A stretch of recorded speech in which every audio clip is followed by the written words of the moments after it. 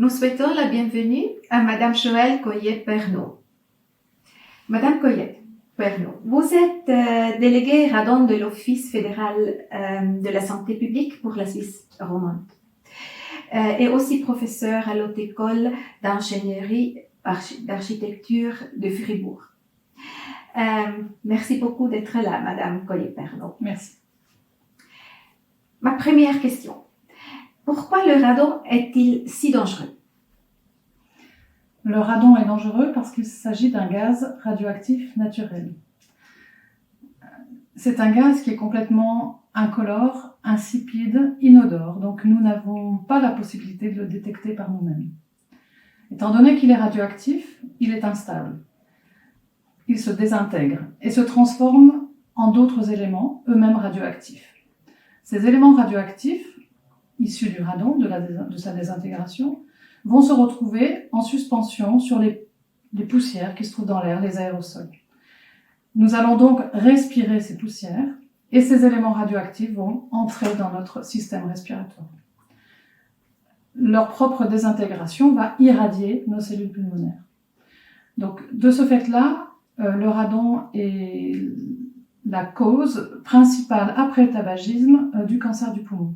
Il faut savoir qu'en Suisse, c'est 200 à 300 décès qui sont dus au radon par an. C'est beaucoup. Et où trouve-t-on fréquemment du radon en Suisse? On en trouve partout.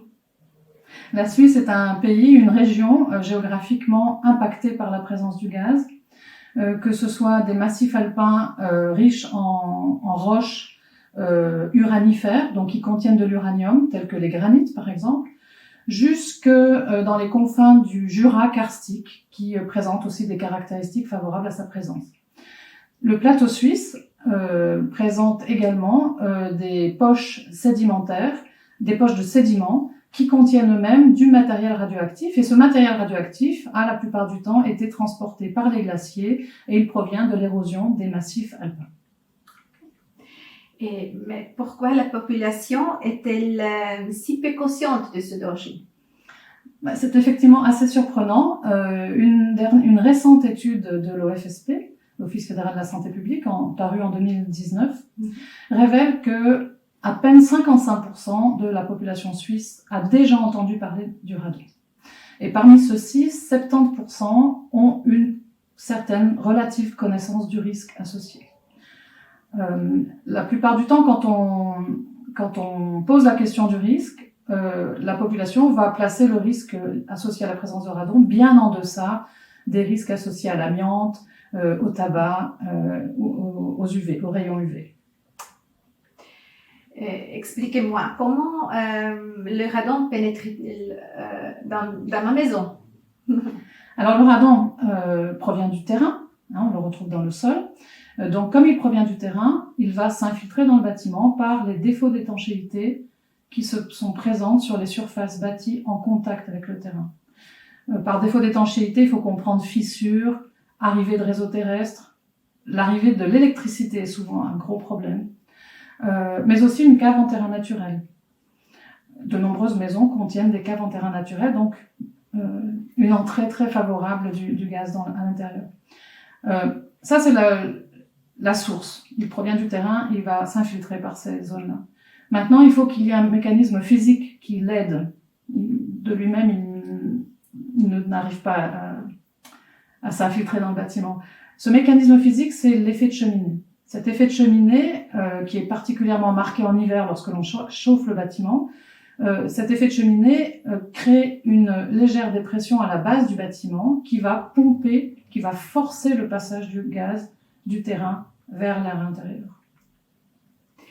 Et ne suffit-il pas d'aérer régulièrement pour maintenir la concentration de radon à un niveau bas?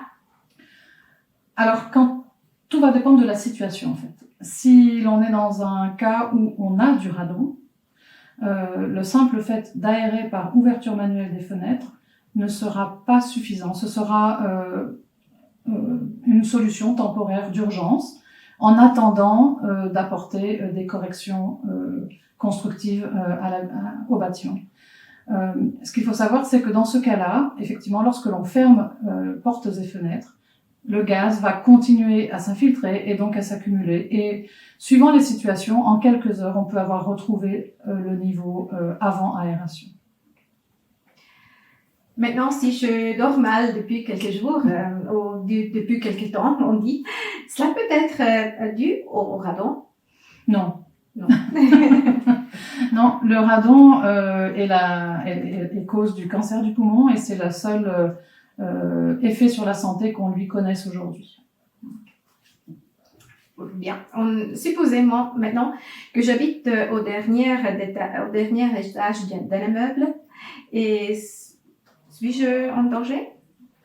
Alors, si cet immeuble contient plus que 2 étages et que vous êtes au dernier étage, le risque que vous encourez est très très réduit. En fait, le radon s'infiltre par la base du bâtiment et donc il va avoir plutôt tendance à s'accumuler dans les sous-sols, voire ensuite à diffuser vers les étages supérieurs. Mais en diffusant dans les étages supérieurs, il va aussi profiter d'un volume d'air de dilution beaucoup plus grand. Et donc, d'étage en étage, sa concentration diminue. En Suisse, on considère qu'à partir du 2e étage, le risque est très réduit, voire absent. Je vois. Merci beaucoup. Merci. Merci. Madame Coyet-Vernon.